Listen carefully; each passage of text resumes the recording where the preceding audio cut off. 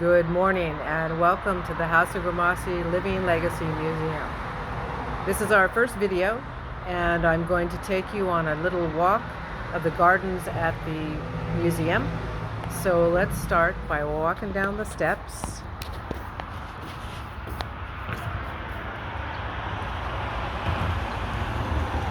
Very early in the morning. I tried to get out here before there was not a lot of traffic, but that's hard to do.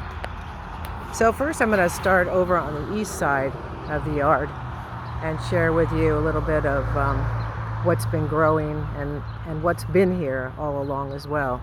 So I have a beautiful holly bush that's been growing here, and of course I harvest from that, and I wait until it has the berries, which will be later on in the season. And then here I've got naturalized lily of the valley, I have daylilies, I have naturalized violets, which I love. That's actually my ancestral plant that I really am attuned to. It has to do with my my grandmother. She always loved violets, and so I honor that by leaving them, even though I have to still I've actually culled out a lot of the violets from here. And then I also have some irises and other daylilies in here, and some other plants. I can't remember what their names are, but they're beautiful. They have big pink flowers during the season. And then also within this are mums that I planted last fall, which will bloom when the fall comes again, and that'll be a very pretty thing. Now what I have here as far as the trees go, these are the blackthorn that Raven and I planted when we were here. There used to actually be about 5 of them, but they took over. I mean, they become a shrub because they are a protective barrier, and so I've really pruned them up to be trees because I think they look so pretty like that. And they're covered with berries this year too, which you can make sloe gin from when you harvest them. And then here, this beautiful tree here, this is a rowan tree that Raven and I planted when we first moved here as well. It's covered with berries this year. This is the second year that it's covered, that it's had berries. Before this, it didn't bear any fruit at all, and we planted this 9 years ago. So I'm so happy to see that it's thriving and that it's actually, you know, moving on. It shouldn't get any taller than that. I'm hoping that it won't, because I don't want anything too large next to the house. Now over here, on this side of the house, this is where Raven had the poison garden. And he had aconite here, hemlock, hensbane, no, what is it? Yeah. And belladonna is still back there. But I have not planted, or nor do I want to plant any of the poisonous plants, because that's not really my forte. Now down here, this is mayapple, and also known as American mandrake, this right here. It will have fruit. The flowers are underneath these umbrella type plants, and the fruit will be hanging underneath there, and it smells divine. I mean, it has this sweet, sweet smell to it. And then I have this is a rhododendron here, and this was an azalea. That's bloomed out already. But over here, this small little plant here, this is called Master of the Woods. Now it's also bloomed out, but it continues to grow. It's beautiful ground cover, and of course it's one of our magical plants. I want to say that it's, I think it's woodruff. It's also known as woodruff, but I like Master of the Woods better. And that will also just spread all over the ground too. That was given to me by somebody, by just a cutting, and they all just really thrive here. And then around this way, as we come to the front of the house, or the north side of the house, this is white yarrow, which is just beginning to bloom, and intermixed with the violets again. Back over here, I have a rue plant, which is also starting to bloom. And then there's that's the belladonna. And then there's more belladonna in the back there too. Now, this big stocky white plant, this is angelica. And this angelica was given to me by one of my dear friends. And it was just one plant. And this year, though, it has gone zonkers with its blossoms. So I'm very happy about that. And then there's some fern mixed in there, and more violets. And then this beautiful red rose bush I planted in honor of my love, Raven. It's called Everlasting Love. And one of the reasons I bought this particular one, not only because of the name, but it's so aromatic. It smells divine. It's one of the most fragrant roses that I've come across. And that was one of the things I wanted when I bought the rose bush to begin with. And then there's more yarrow and this beautiful little pink rose bush. And then I have the foxglove. Now this foxglove started out with one plant, and over the years I just let it seed because each plant has, I don't know, thousands of tiny, tiny seeds. And so I've just let it naturalize, and this is what I get. I get plants every year, and they're so pretty. And I'm so happy they stayed purple because a lot of them will turn white if they're hybrid. But these have continued to keep their color, and that was really important to Raven. He didn't want any other color but the purple, and so I still have that, and I love it. I have alyssum planted in there, which is a very old little English plant, and it smells divine. It smells like honey. And then I just have some other little plants that I put in there, and fern that has come back. This was here when I moved in, but this is the most I've seen of it since I've been here. And then we'll go to the other side of the house, the west side. And then I have some Sylvia, and I have more violet. And then I have mums. These mums are planted last year, and they've all come back this year, and look so pretty in the fall because they all bloom. They're red. And then the purple plant that I have there, that's heliotrope, which again is one of our magical plants. Heliotrope designates it to the sun because helio is all about the sun. And so all the plants that I have that I've planted are pink and purple because I really have a fascination with that. This is one of my favorites. And then I have this large little cluster of fern which also came back. That was planted here before I moved in, but it was obscured by some bushes that were here.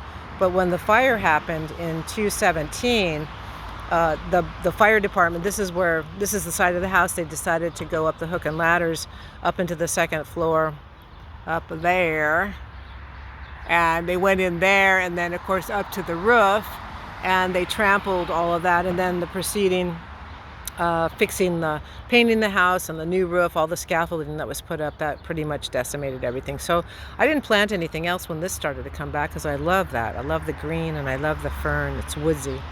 And then of course I have hostas, which are a typical New England plant, which really thrives, and it's really pretty. It'll have later on stalks, tall stalks of purple flowers.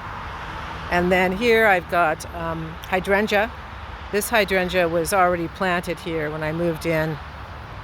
It's not the clusters that I really like. It's still pretty, but it's you know, it's an old-fashioned New England plant as well.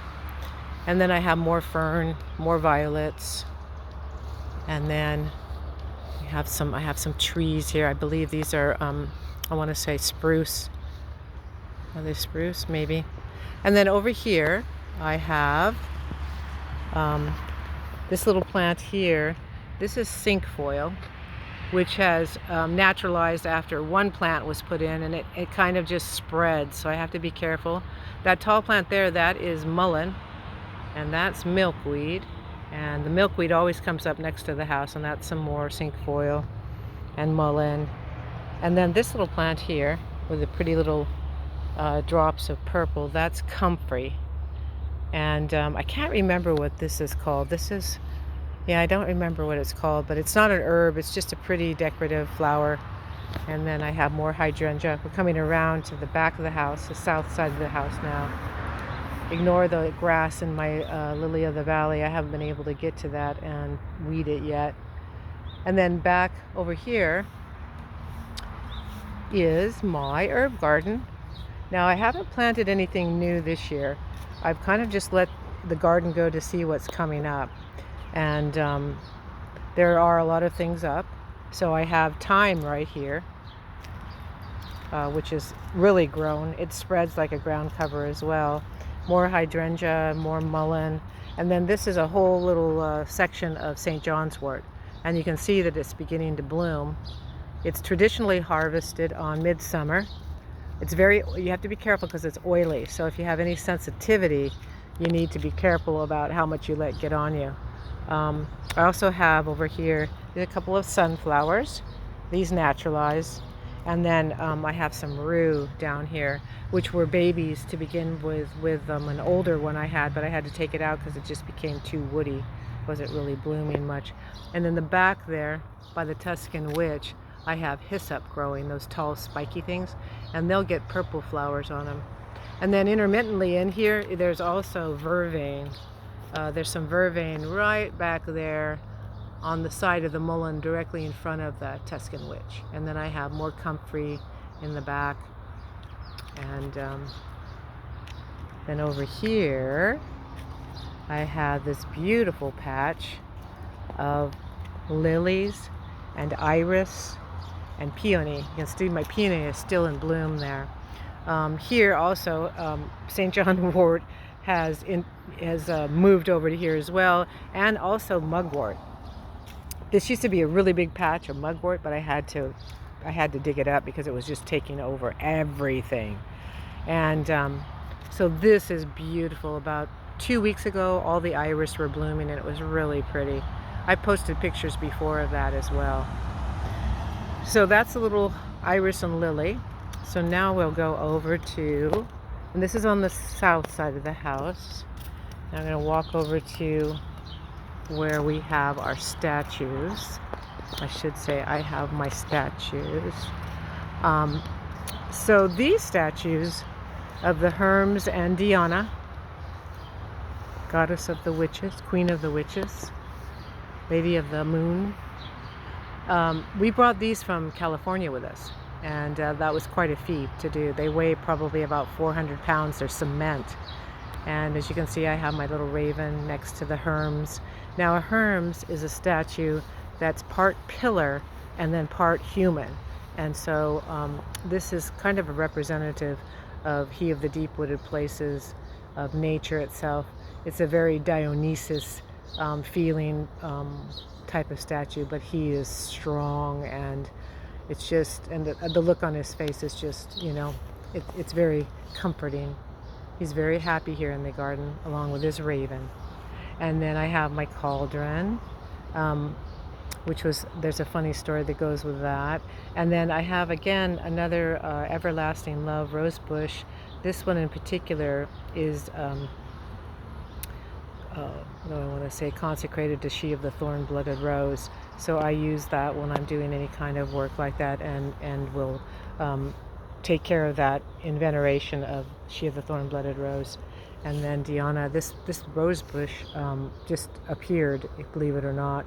I don't remember planting that, but the thing is, the roses that are on it now, they'll bloom out. It really won't get any more this season. Maybe a few here and there, but it will never look like that again this season.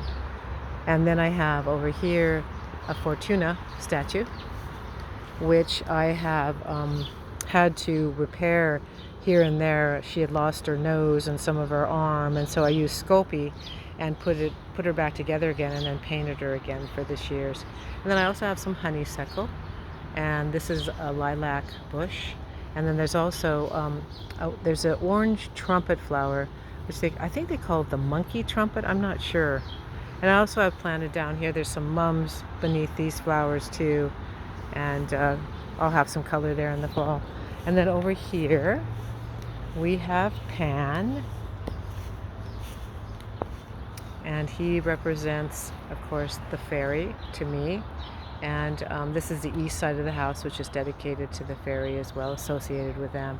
And then there's ivy, which has grown. This was not here before. This has grown since I've moved in, and I just let it go up the tree. It's gone so far up the tree, and the squirrels love to jump inside that and hide when I'm out here. So we're back on the east side of the house. This is our hawthorn tree. Now this is not a traditional English hawthorn tree, but it is a hawthorn tree, and it is covered with berries this year. It's doing amazing this year. I just can't believe it. I do need to prune it up a little bit, reshape it, and it's got the most awesome thorns on it that, wow. my guy who does my lawn, he says, you need to prune that back, because as he's going with his little motorized mower, he gets caught on them. You can see there's one of the thorns right there, and they are substantial, and they're all over the leaves.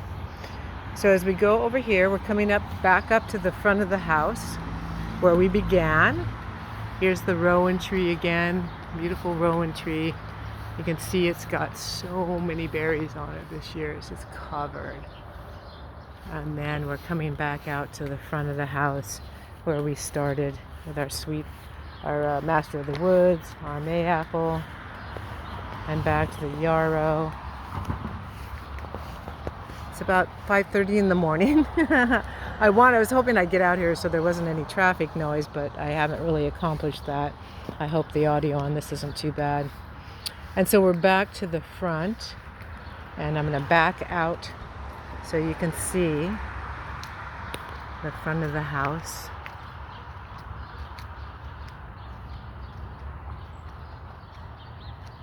Won't be able to get the whole house probably, but I can get a good part of it. There we go. There we go. So this is when you come to the house, this is what you're going to see as you enter in. So let's walk up the path of the museum. Let's get to the front door. And that's going to be the next exciting part of the video that I'm going to record for you. I'm going to take you inside the House of Grimassi Living Legacy Museum. And as we approach the front door, we'll give it a knock. And as we open it, I'm going to say good morning to you and look forward to recording another video for you very soon. And thank you for your support. I really appreciate it. And I hope that you'll enjoy what I've done today and what I'm going to do for you in the future. Take care and blessed be.